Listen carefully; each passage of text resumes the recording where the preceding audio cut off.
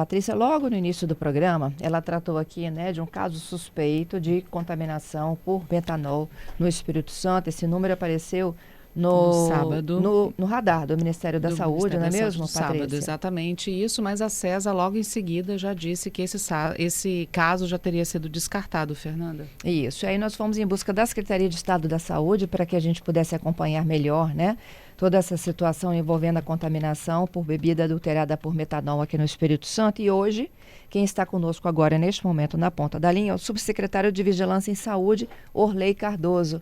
Orley, bom dia.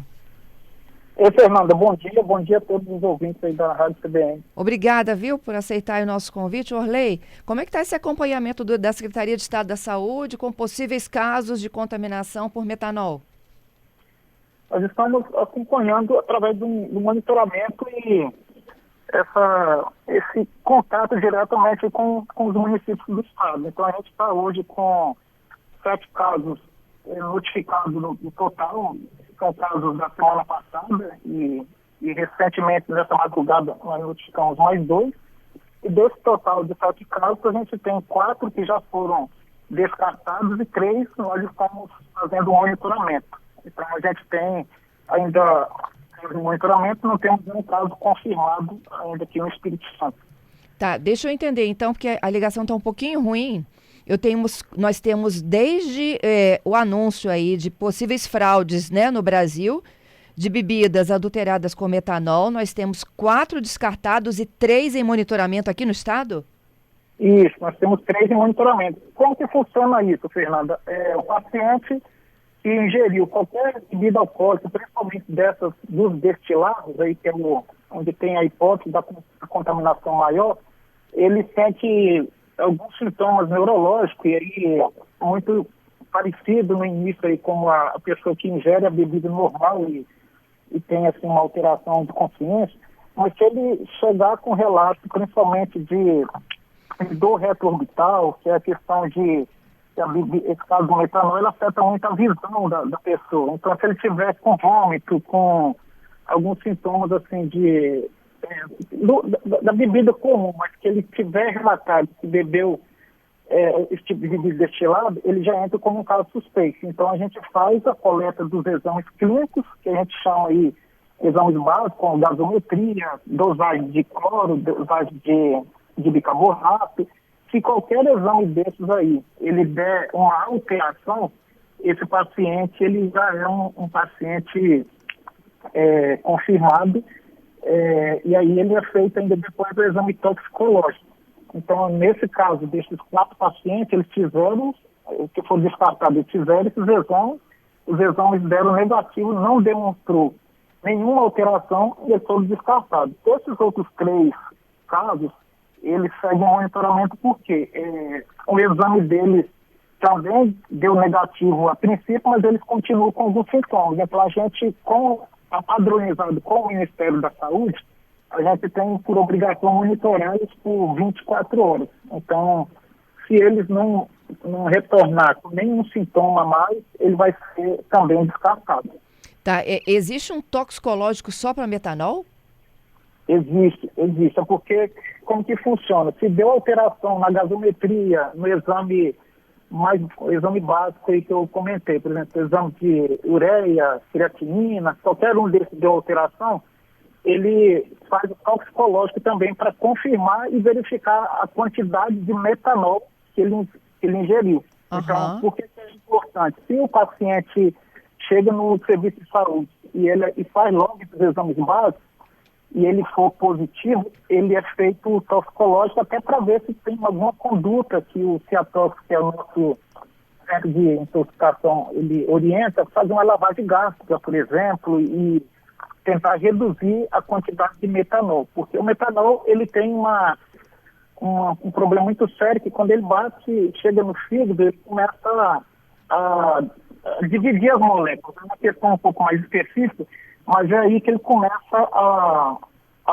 aumentar o risco com o paciente. Então, quando detecta logo nas 6 primeiras horas, aí, no inicial, nas primeiras 3 horas, se for possível, ainda de repente o profissional consegue fazer uma lavagem e reduzir esse número, essa quantidade de metanol que ele ingeriu. Então, é todo um trabalho, assim, o básico que é muito importante. O paciente chega e o serviço de saúde faz a notificação para nós, porque hoje a gente tem o CEATOX que faz aí essas orientações para essas condutas e depois notifica o CIEBS, que é onde a gente vai fazer a investigação junto com o município de origem. O paciente é de Vitória, se é de Viana, então esse fluxo ele está bem desenhado e tem, nesses 7 casos a gente tem conseguido êxito, assim, pelo menos de identificar rápido esse paciente suspeito. Uhum.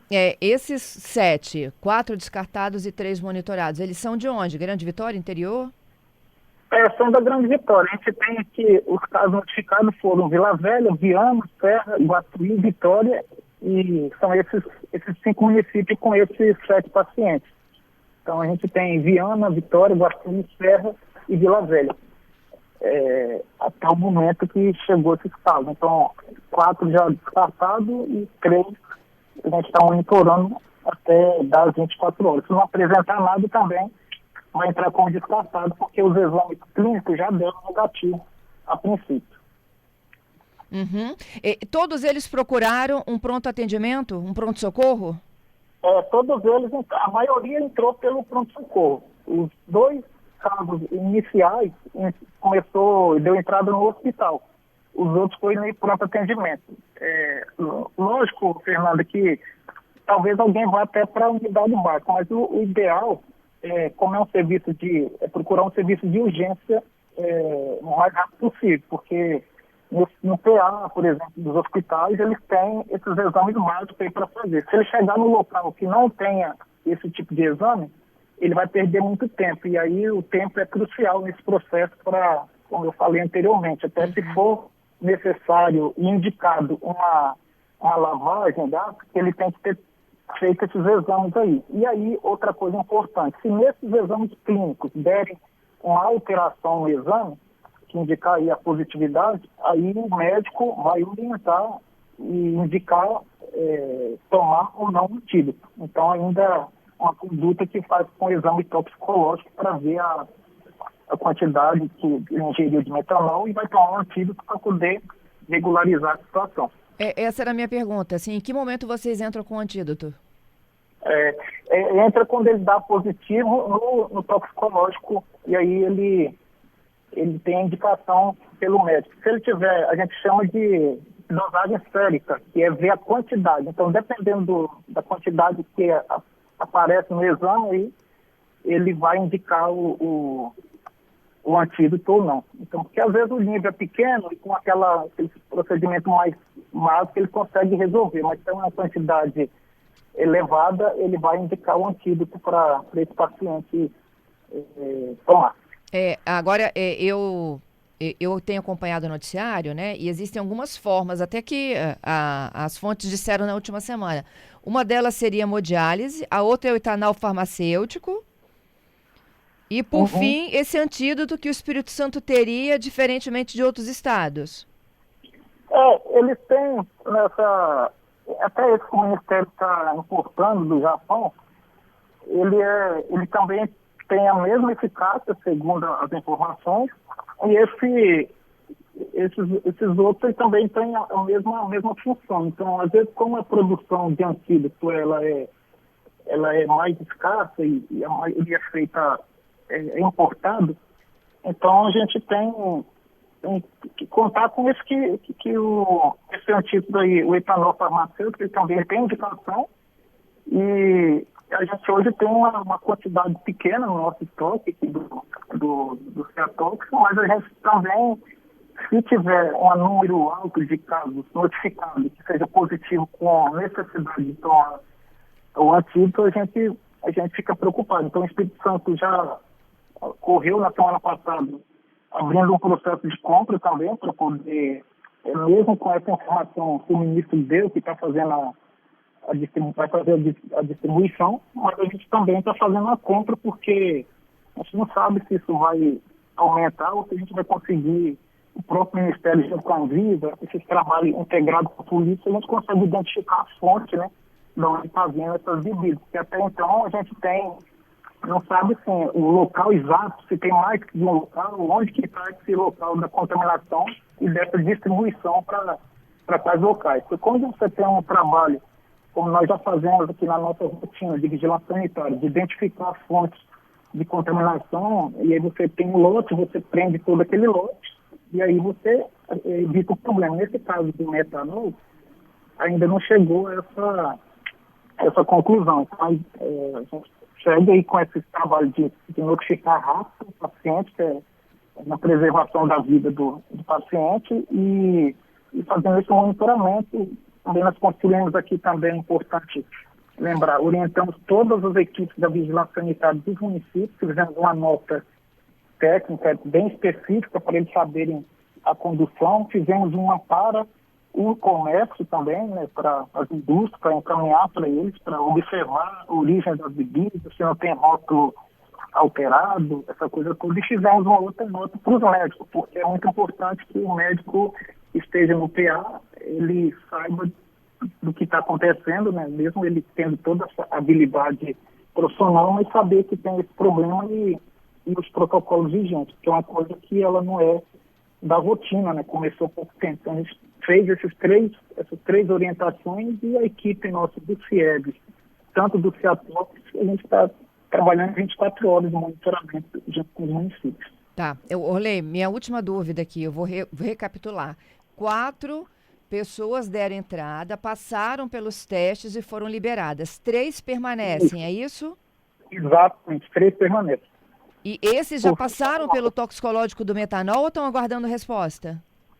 Esses eles não passam agora pelo toxicológico, só que eles derem alteração. Eles não tiveram alteração nos exames ainda, porém, como eles apresentaram sintomas, mesmo sendo negativo, a gente segue monitorando eles por 24 horas, a orientação do Ministério. Na lógica, eles até poderiam ser descartados, mas por precaução, a gente está mantendo um monitoramento, que é a orientação do Ministério da Saúde, mas eles já passaram também por esses exames, já fizeram gasometria, já fizeram dosagem de cloro, de pH, já fizeram todos os exames e deram negativo, né? Ele só vai para o toxicológico, só lembrando, que eu sei que é uma coisa meio confusa, se ele der positivo nesse exame clínico. Se ele não der positivo, ele não faz o toxicológico. Tá bom, entendido. Então eles seguem o protocolo porque eles continuam com a condição de saúde não está favorável para alta. Isso, ainda estou com dor de cabeça, pode ser de uma bebida normal, que exagerou um pouquinho talvez, né?